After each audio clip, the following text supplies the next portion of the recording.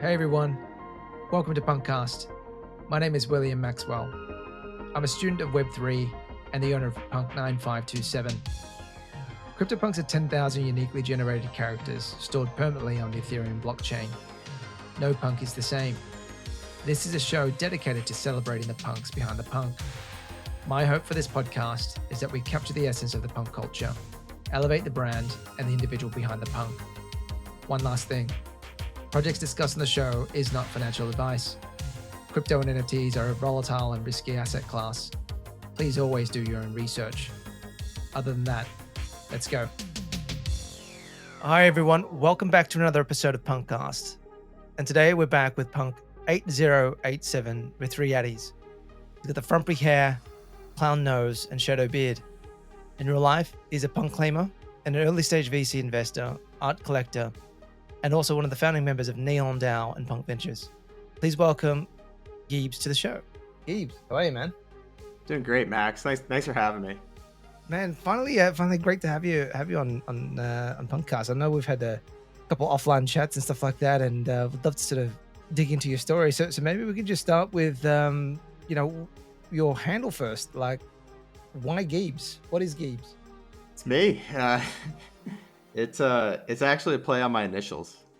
So GB are my initials, and I think when I first came into crypto early on, there wasn't really usernames, like it wasn't really much of a thing.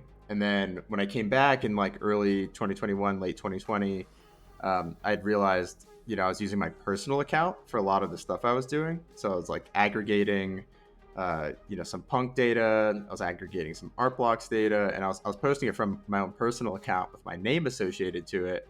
And I quickly realized that's just not how most people operate in the space. Everyone kind of has a little name, or pseudo anonymous, or just full on anonymous. And I made a hard left turn. I was like, all right, I need a new account quickly, and that's where Geebz came from.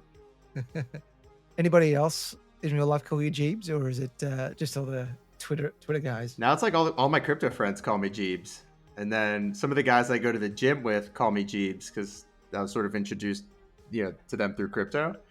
So I'd say there's a small faction of people in real life that'll actually call me Geebz. Excellent. Well, mate, welcome to PunkCast, dude, and thank you so much for coming on.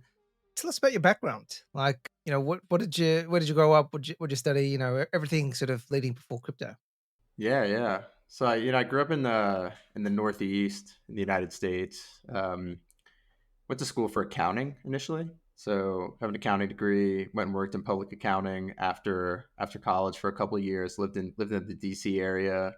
Went into management consulting shortly after that. Just realized the accounting life, wasn't for me. But management consulting, I found it to be really interesting. It was sort of this dynamic world, constantly shifting clients. There was always problems to be solved. And quickly after that, I was working within information security auditing, and then that shifted into like big data analytics.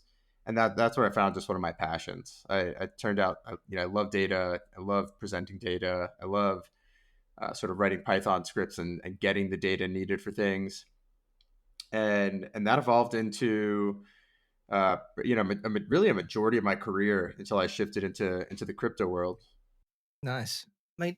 Why, of all the things you could have studied, why'd you study accounting? I remember like when I went to school, I'd known that I needed a job like as soon as I graduated, and I just started looking online at majors that were in high demand around that period of time. And in the top 10, accounting was like number 4. And honestly, that's why. And I ended up having a job, going into graduation. So I was pretty happy about it. Oh man, I was actually doing the exact same thing. So I started in a public accounting firm. Which firm did you start with? I was at Deloitte. Started in the audit sort of grad sort of program there. Yeah, of course. I didn't work for one of the big 4. It was it was the largest strictly federal accounting firm in the nation. And so we were doing purely federal accounting down in DC. But we worked closely with like the Deloittes, the PwCs, KPMGs of the world. Gotcha. And then management consulting. Which sort of industry were you sort of specializing in? Yeah, so I batched in I was working at Accenture for a while, and then ended up working at this place called Slalom Consulting. And so when I was there, the primary industry was like telecom. So I was working with a big cable provider, national cable provider, and we were primarily aggregating user analytics based on devices. So what we would do is like set up analytics based on the device to understand user flows within the app to try and understand how to make the product better, understand user behavior, things like that. Was that more retail sort of telecoms, or was it more wholesale? Because I know I've worked in a bit of the wholesale side of it, and that was a mess. Just all the circuits and yeah, it was a data centers and all those kinds of things. Man, it was an absolute mess. Yeah, no, I was on the retail side. So what we were looking at was my job was I was a PM, and the whole goal was to build out data models for interactions. So there was various different clients. We had, Xbox, Roku, Android, iOS, you name it, any place where they syndicated any of the streaming services. And so building out those analytics, it was interesting. You sort of see you then take that data, aggregate it, and try and understand, all right, how are people going to flow through this device? And it was a purely homegrown system too. So it wasn't sort of like an Adobe or Google Analytics product. Like this thing was fully custom. So it was interesting because I got to learn a little bit about development work as well, managing developers, getting requirements from business, converting them over, and then inevitably going through testing the data, the whole nine. Gotcha. Um, and so you're a bit of a data nerd as well, which is kind of cool. And then talk to us about your journey to crypto. Like, when did you first get into crypto? I remember the first time I'd heard about it was when I was at Accenture, I think. It was like in the early days. And one of my coworkers brought me over. Must have been 2014, 15, right around that time frame, maybe 13. He called me over and he was just like, "Hey man, this Bitcoin thing I think is going to be important." He's like, "It's like internet money." He's like, "It's not that expensive, but like, it might have been like $200 to $400 at the time." And Nick, if you happen to be watching, man, I hope all's well. Thanks for that initial introduction. But to be honest, like I kind of faded it. I just didn't think anything of it. And then maybe 6 months later, I'm out to lunch with one of my bosses. We're sitting at this dim sum table, and he starts going off about Bitcoin. It's going to be the next big thing. It's so important. You got to learn about this. This is the next big technology. And so I finally dove into it. I got Don Tapscott's book, uh, Blockchain Revolution. Read it. Instantly made sense, and I started trying to figure out what I can do to learn about this technology, write about it, and inevitably see if like Accenture was interested in it. And they had like a small practice, but it was mostly focused on distributed ledger technology, if you remember that term. So that was like kind of the hot thing. It was all consortium based technology, high tides lift all boats, permission networks, and I don't know. I'm not sure that systems worked. Yeah, that's when I think they said n- not crypto but blockchain or something like that was the terms that they were using back then, right? That's Trying to exactly get to right. private ledgers and yeah, I remember those days. So what year was that? So you did you buy a bunch of Bitcoin back then, or Man, so I actually didn't end up buying anything for about maybe a year or two after that. And I ended up buying primarily Ethereum. And then, this was in the 2016, 17, 18 sort of bull run. I was buying like Neo, Litecoin. So everything I had done up to this point was done on centralized exchanges. I'm sure some of those names are familiar. I remember like logging back into my account and just nuking tokens I don't even remember buying.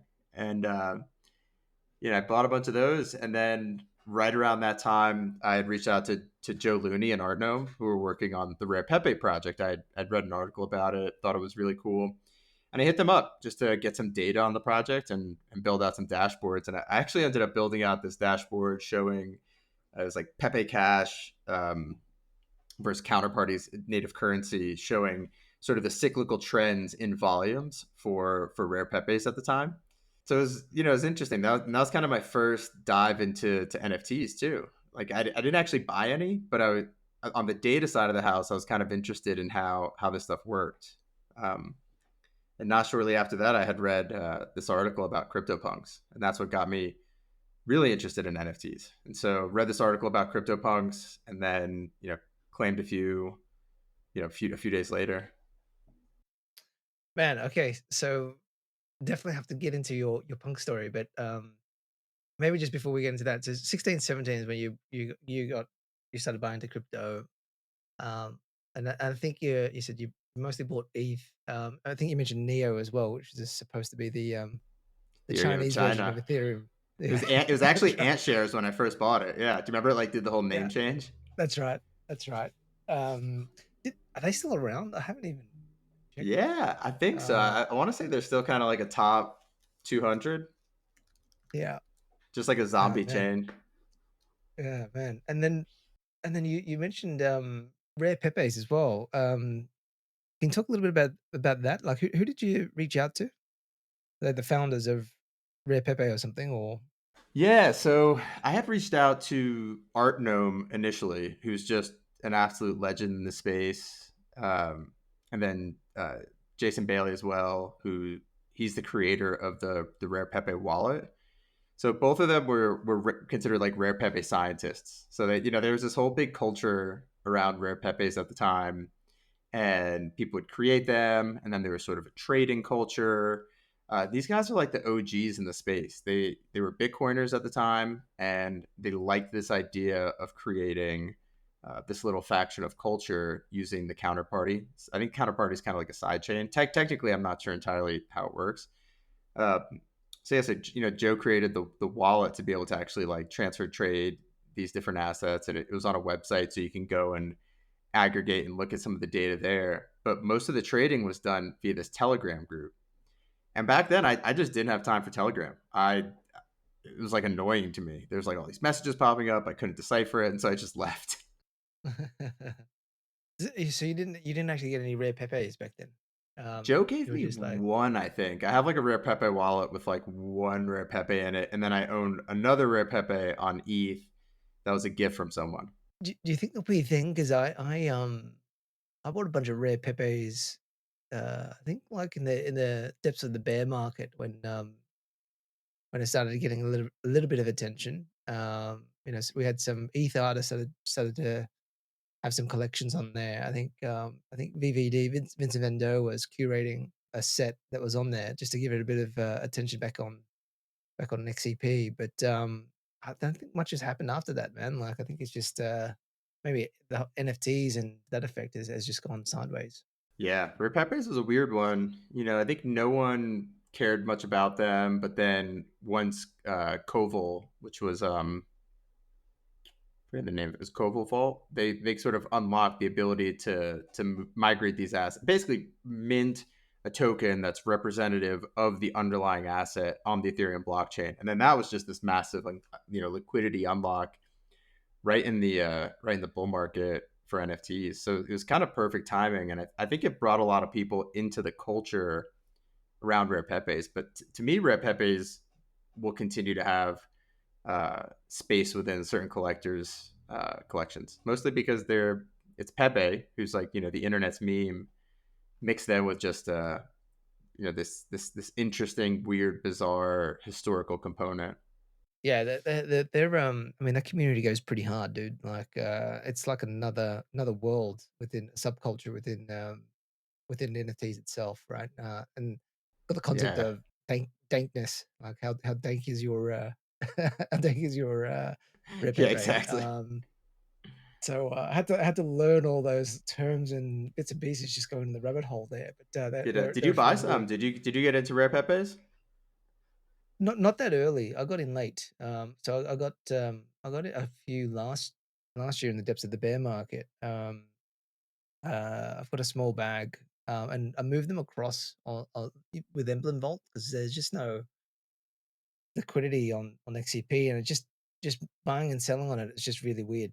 Um, I think you have to trust a sort of a third counterparty to basically make the trade for you, right? So yeah, it's just a little bit clunky to deal with. So just migrated by Emblem Vault. They're just sitting in my ETH wallet right now. So it's just fun, right? I think it was just harmless and and didn't feel like there was much grift out of it, experimental, and hopefully, when people go back and realize that these were like from 2016, that basically sort of started something as well. I mean, they should have some value. I think the Nakamoto was probably the one that everybody is having their collection. But I really enjoy the other ones too. They're pretty funny to have. Some of them are hilarious. Like there's just the art on them is it's so visceral. Yeah. I mean, do you collect much outside of NFTs and in the digital world, or do you collect much in the real world?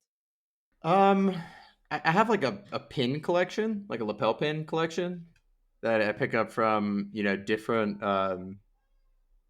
different like state parks or really anything. Honestly, like a lot of these crypto events, you can find a bunch. Uh, there's like random industries that give them out. So I actually have like a decent pin collection, and I love that because like each one tells a little story. Uh, Outside of that, like I collect physical art, so I have like a lot of physical art, and I have some like physical digital art as well. Um, and then as a kid, I collected like Pokemon cards and Yu-Gi-Oh cards and Pogs and kind of all that stuff. And so I think a lot of our generation that grew up with Pokemon cards, that was sort of our collector's item. But I think just collecting things is it's so human in nature to sort of build up these things that you love and own and cherish. Absolutely. Wait, well, why don't we chat about your punk story? What article did you read that got you onto punks back in 2017? God, was it like TechCrunch or one of those guys? There's like this famous article which was talking about Is it the they Mashable had it article? Mashable. That was it. Yeah, yeah, yeah. And So it was the so Mashable article.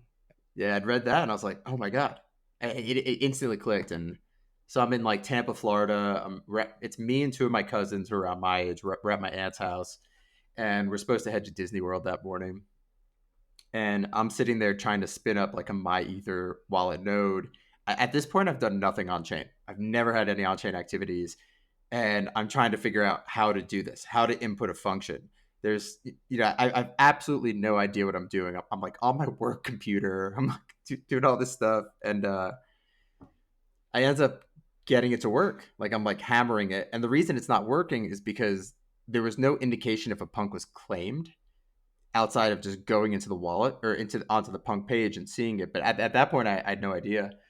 So I end up once I figure out how to do it, I claim. I think I had enough time where I claimed like five of them or something, and then because at this point, my aunt, my cousin, they're screaming at me. We're like an hour late to go to Disney. I've kind of held up the whole party, and we got to get in the car. So we get in the car.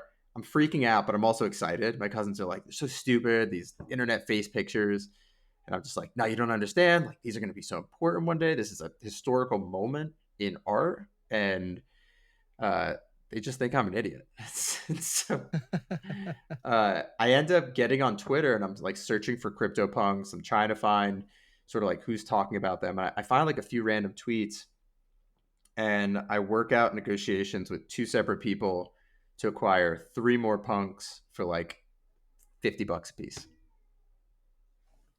And so in total, it was like $100 for like 8 CryptoPunks.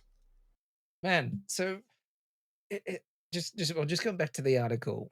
Um, what was it about the article that you read got you excited? Because I think a lot of people would read things like that day to day and would just go, okay, that's cool, but not do anything about it. But what sort of resonated with you when you were reading through the Mashable article? I think a big part for me was like, I come from an artistic family.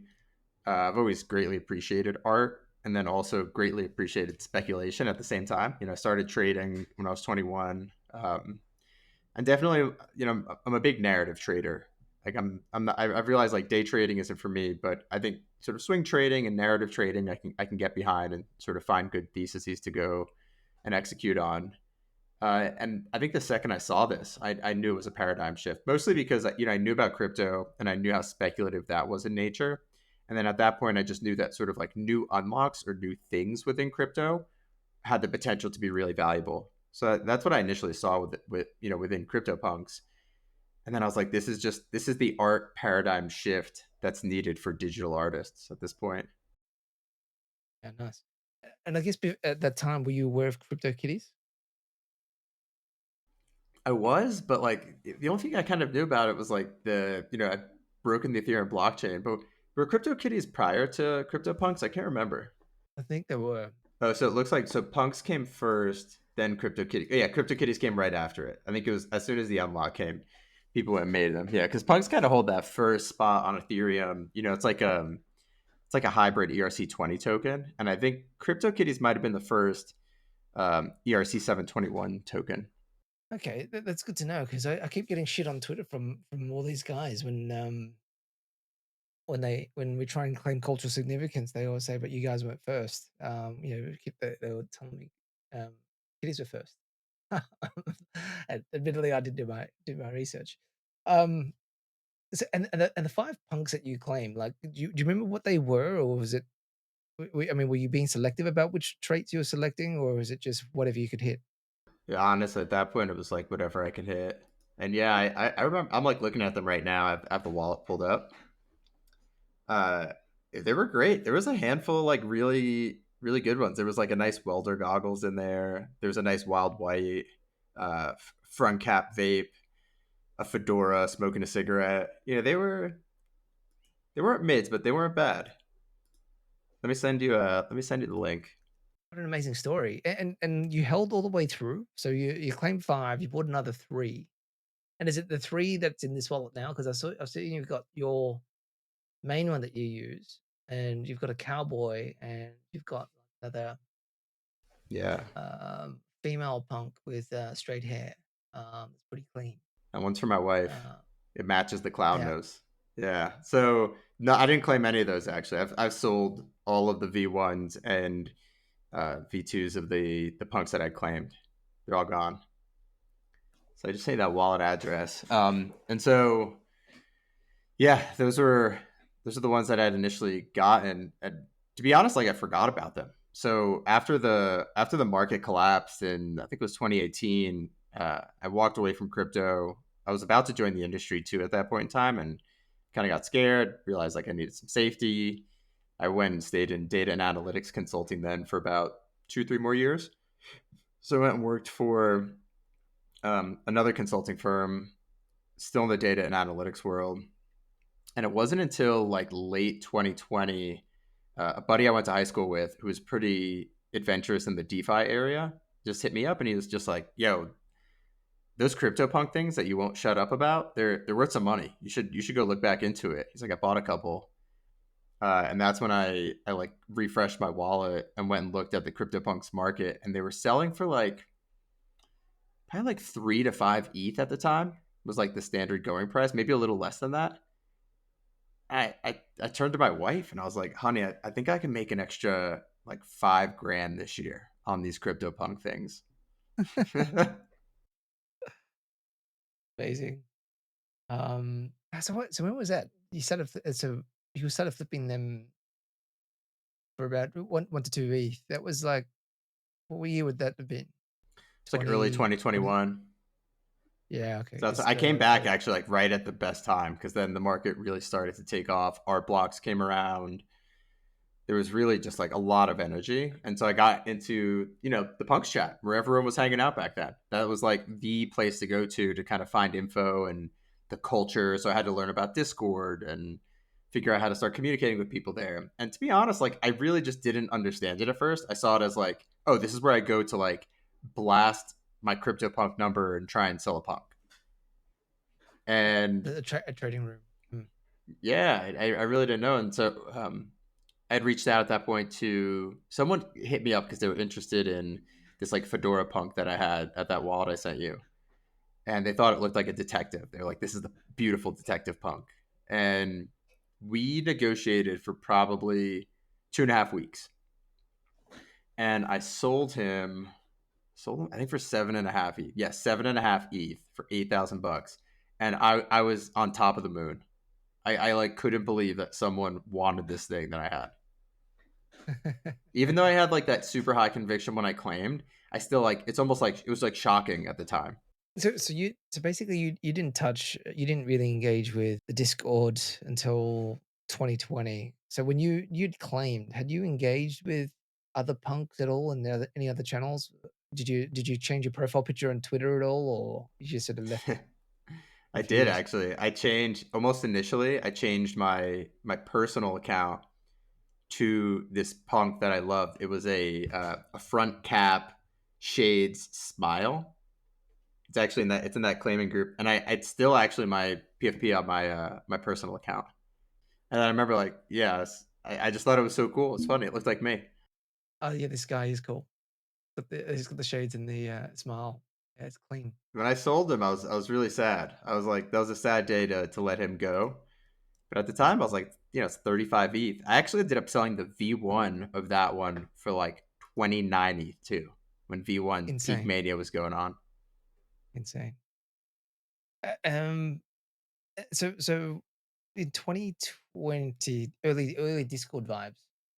Can you share a little bit more about that? Like, were you hanging in there much? Because that was where all the alpha was, right? Um, and it sounds kind of fun in the sense that people were using the Discord back then because people wanted to trade punks, right? Like everything was a bit more manual back then, and so you were building relationships through trading punks and flipping punks, which I think doesn't really happen as much anymore because you've got various sort of options on Blur, wrapped punks on and the like. But can you share a little bit more about do you remember much about who was there and what the vibe was like and your experience in the Discord?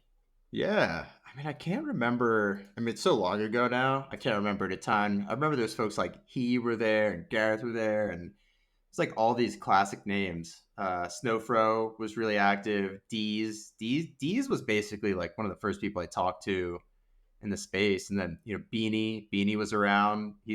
Beanie. I hope you're watching this, man. Welcome back. He's had quite the roller coaster ride over the past few years. Um, and yeah, it was this there was this interesting energy, and then certain whales would come in, and so Mr. 703, who I've built just a great relationship with, he sort of came in, and him and I started working together a bunch.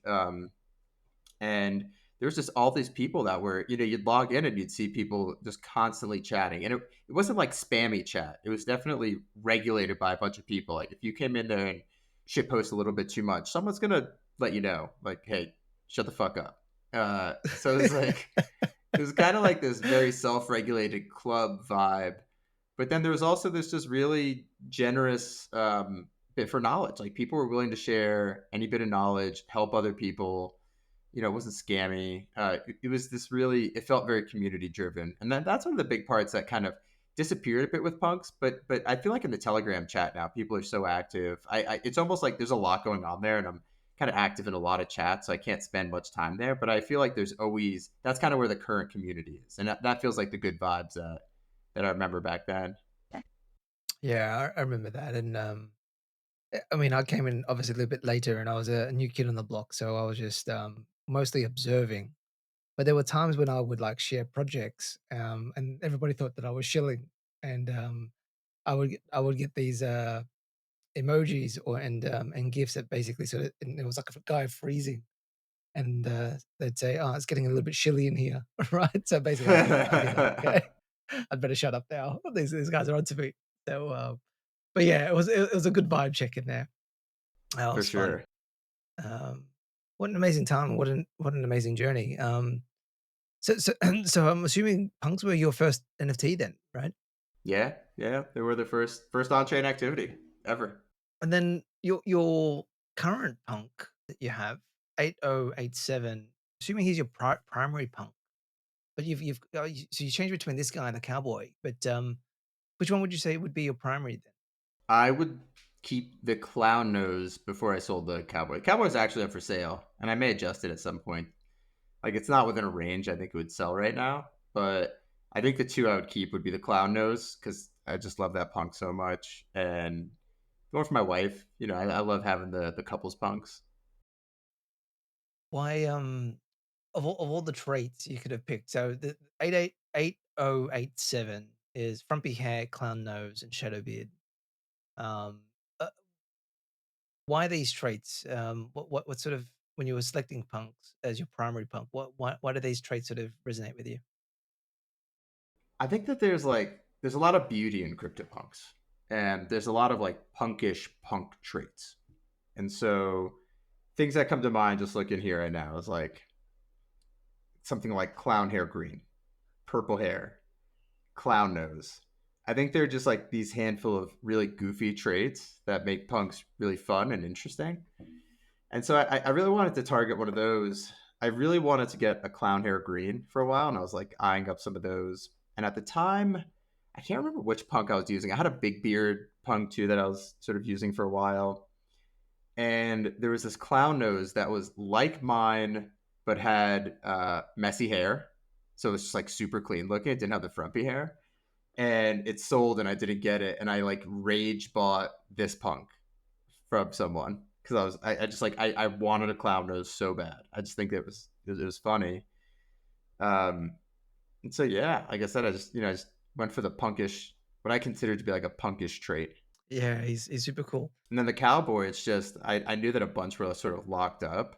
There's like a wallet that has them, and I think hats. I live in Colorado, and so I thought the cowboy hat would be cool. And then sort of found out ranch DAO was happening, and all these different things. And they're really undervalued at the time. They're just barely a sub 150 trade. And so I just sort of made moves to get one of those. Amazing. He's super cool. Do you know Plutonium? Who is it? Pluto? So Oh he's yeah, another yeah. That he has the one actually that like I wanted. yeah. Well, he I think he had a tweet thread on just curating, a collection of red nose punk. So he's like almost like a red nose punk maxi. And they like when you have them together, they look absolutely amazing. Really, really cool collection. It's just a beautiful, beautiful little punk. And the red just pops out right out of the contrasting sort of neutral colors that you have as well. So Four, yeah, no, four, nice. four red pixels. That's it. Yeah, fun. Yeah, because the nose is just normally two pixels, right? Two horizontal pixels. Yeah, I'm a fan of the Cowboys too, man. I would have loved to have had a cowboy at some stage. Very cool. Yeah. There was like, are you familiar with Ranch DAO? No, what is that? There's like a whole sort of like punk subsector called Ranch DAO, which is like a group for people who own cowboy CryptoPunks. Oh wow. Anybody who does have a cowboy that's It's notable? like Balone, AB, AB, yeah, Batsoup. yeah, Batsuit. Okay, I didn't realize Batsuit had a cowboy. Yeah, and CDB's got one.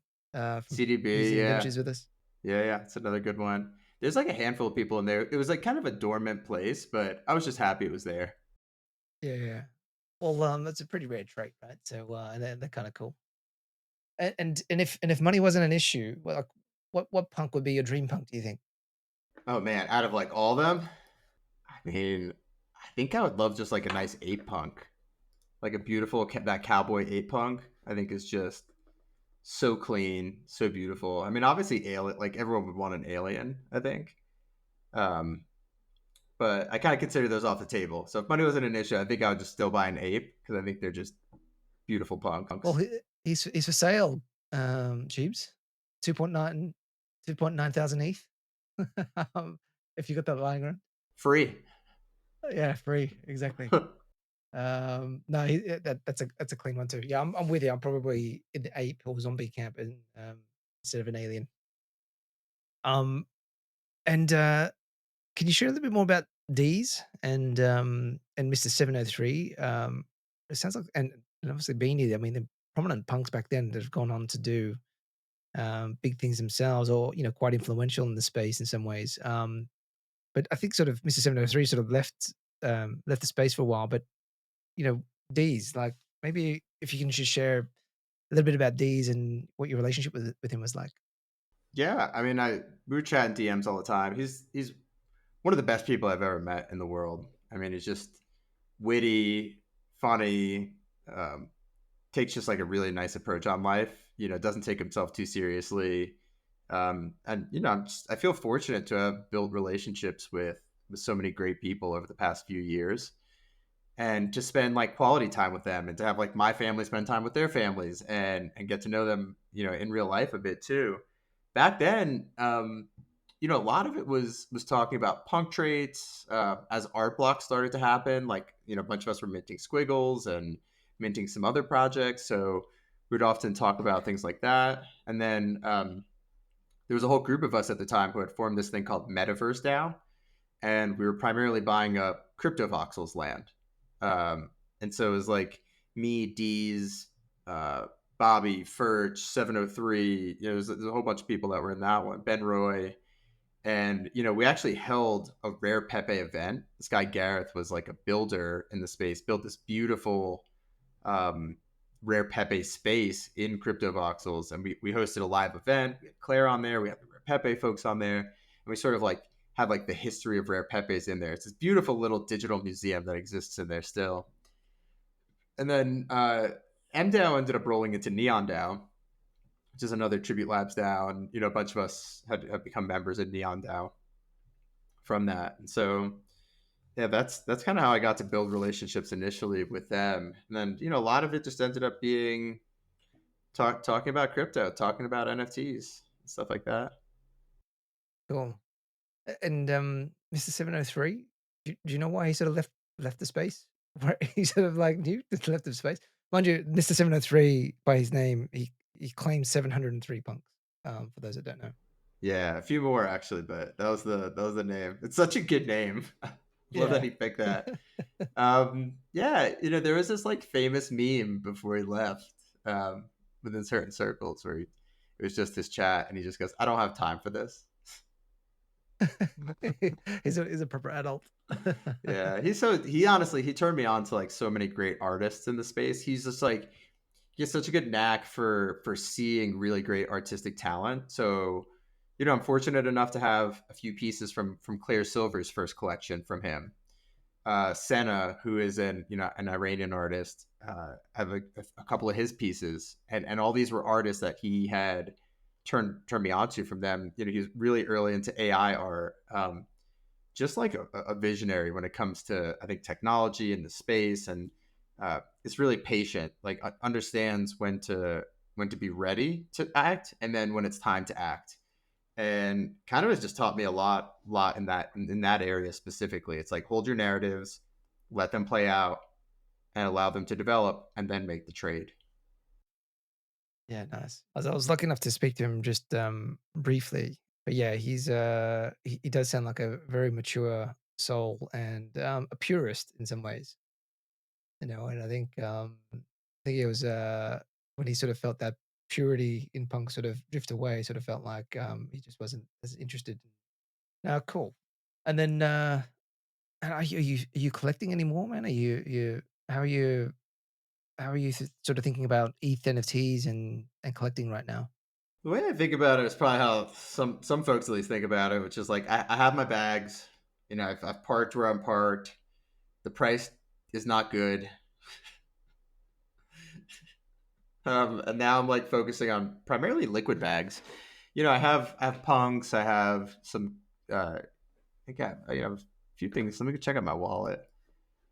I've taken a few bets in a few different areas. One area is like I still have a bunch of art block stuff. Not a ton, and nothing of like super high value, like no fidenzas or anything like that. I sold my last Chromie Squiggle maybe like a few months ago. Before they were, it just seemed like the price was going down, and at the time, like Flamingo really was the only buyer, and they kept buying, and I sort of looked at it, and I'm like, all right, like every time they sweep, the floor goes up, and then it just comes right back down. The sell pressure is just way too high on Squiggles, and so kind of moved away. I have like a crypto dick butt. Um, Still have a fair bit of like pop wonder artwork. Like I still hold a lot of sort of artwork, stuff that I really cherish a lot. So, I have a few pop wonder pieces. I have some photos from Megbot, who I love. Um, hold a couple of Forgotten Runes Wizards Cult still. And then yeah, have those original Claire pieces and the physical paintings that go along with them too. Yeah, nice. I really love Pop Wonder's aesthetic. It's got like that old comic book paper vibe to him. I think he's like one of the best artists in the space. His style is so unique, and a lot of it encapsulated sort of culture and emotion. Um, he's just brilliant. He's a brilliant person. Do you think ETH NFTs will make another run, or that's it? We're gone. We're done. Wish I knew. I hope so. Right, thanks. I like to think so, but like I really don't have a compelling argument as to why they should. But I think if I try and come up with a compelling argument as to why they should, I'll convince myself that I should sell them all. I'll sell them all, and then they'll just go up. They'll rip my face. Yeah. I don't know. I think maybe it's a little bit of hopium too, but I do feel like it's just like another art play. It's just gonna take a little bit of time to sort of kick in, and the pure art ones. I think the ones that try and add utility and a whole bunch of things to it. It's a little bit challenging to be sustainable over time, but I think if you just buy art and things that you sort of like, I think over time it's just going to do its thing.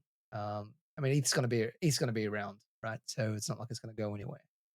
So, and I I think we hope always so go in too. those cycles. Yeah. Yeah, I really do. I mean, there's that CryptoPunks news today where some of that art was released. So there was like a resident artist, and the art came out, and I think it's actually like a kind of a bearish event for like Yuga and punks right now. And like, Sisyphus tweeted like, "This is the 9/11 for punks." Just like so fucked up, but it's so funny. But I kind of think like punks are in a weird spot, and they're kind of the litmus test of like where NFTs are in a lot of ways. And so they've held well, all things considered. Looking around at the board, but it's it doesn't look good for them. And so I really think like that catalyst that's going to come, I think has to be like Yuga has to take a hard look at punks and be like, we need to build a true foundation model and put punks out into the wild. And maybe there's sort of an elected type approach where like different councils can be formed within punks, and it's a truly democratized process. And you owning a punk, allows you to participate in this, and it sort of brings things back to punks to allow them to grow away from Yuga. I think it's clear to me at this point that like Yuga's probably more harm than good for punks at this point. I hear you, and you should probably have a chat with Natalie because she's kind of open. But I think it's just I actually didn't mind the punk and resident approach in the launch. I mean, Nina Chanel is a big trend artist name, right? And I think you're sort of in this situation where how do you sort of find ways to bridge Web 2 collectors and Web 3 collectors? And by no means I'm not sort of absolutely defending Yuga, but I didn't find it as a bad thing, right? I think punks are just going to do its own thing, and everything else is incremental on top. I think it's just launching into this kind of environment and sentiment at the moment. It wasn't that great, right? But yeah, so like, yeah, punks are a finished product. Anything else is just a bit of a bonus. But I could sort of see how the sentiment sort of wane between the two. Yeah, stuff. Um, Price reflects it at the end of the day, I think. yeah, absolutely. And who's your favorite punk personality in the space? Do you think? Like, I know you mentioned a few that you were hanging out in the discords and things like that, but are there a few names that sort of come to mind? I think Deez is my favorite. Yeah, it's one of my buddies. He really isn't a punk personality. He's a Bitcoin puppet personality now. But deep down, though, it's all derived from the punk and the sort of brand around that punk. So I'd say, Deezy. Yeah, nice. And how would you describe punk culture for you? My favorite event whenever I go to these different conferences is always the punks brunch. It's the place where I meet the most interesting people, and it sort of reinvigorates my love for punks and reminds me why they're so special and why there's such an avant-garde group of individuals that are punk collectors. These folks who are building protocols, doing interesting things in the space. Folks like yourself who are, you know, taking all these different avenues within crypto, right? Active in DAOs, active, with this podcast, active in sort of growing and building the culture and diving into things. And I think that there's something special about that. I think if you're willing to spend, $100,000+ on this image that is on chain that has historical merit to I think it signals a lot of things about who you are and the things you value. And so for me it's just being around such an innovative group of individuals. So I think avant-garde is probably the best way I'd explain it, describe the punk Well group. said. Yeah, nice. I think you summarize it quite well, and feel exactly the same way. And that's probably why it's hard to sell if I've already got the one punk. Should have had a couple more, but yeah, I think the community of people are just amazing, and in some ways, sort of unbothered in the bear market, right? I think I was at Punk's brunch this year in New York, and some of the punk meetups, and punks are just going to do their thing. I think everyone's down bad, um, but yeah, we rarely talk about floor prices or what's sort of going on. I think we just turn up every day. Which is cool. Um, you spoke briefly about V1 punks, and I know you managed to sort of sell some of the V1s back then, but how do you feel about V1s? They're just the misprints.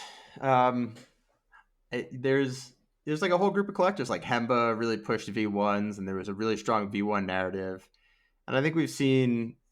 I think if you were to look at like a V1 chart, probably looks like a shitcoin chart at this point, where there's sort of all this attention and they ran up really hard. And I think there was like a certain group of collectors who came into the space, couldn't afford punk, but want us to be part of a community.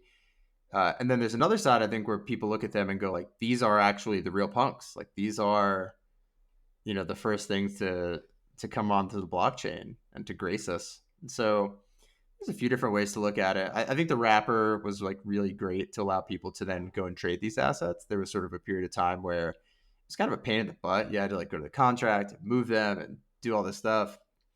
So it is nice to have that front end. Um, so I think they'll have like a long term future. I think if punks are successful, V1 punks will be successful. I think that there's a collector base that wants their V1 with their punk, and I respect the shit out of that. I think that's cool.